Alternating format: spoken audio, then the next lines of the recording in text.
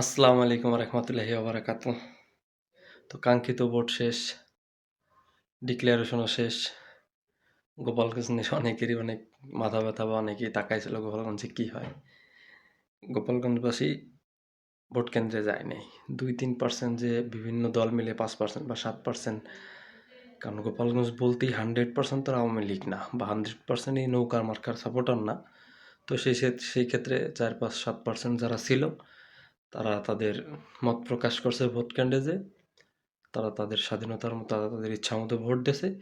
তো সেই সুবাদে গোপালগঞ্জ মানে বেসরকারি এবং সরকারিভাবে যে ডিক্লেয়ারটা হয়েছে, তো সেই সুবাদে গোপালগঞ্জ 1 আসন 2 আসন 3 আসনে দানের শীষ মনোনীত প্রার্থীরা বিজয়ী হয়েছে। তো আপনি একটা জিনিস খেয়াল করবেন, 7% 8% বা 4%, মানে 4 থেকে 7%-এর মতনই মোটামুটি ভোট পড়ছে তাদের পক্ষে। তারা ওইটা নিয়ে বিজয়ী হয়েছে।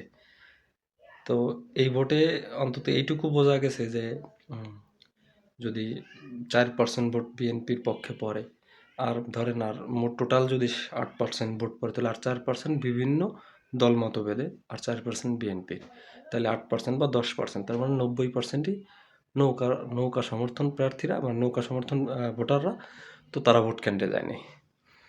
তো যে ভোট পড়ছে সেই সুবাদে বিএনপি অর্থাৎ ধানের শীষ মার্কা জয়ী হয়েছে।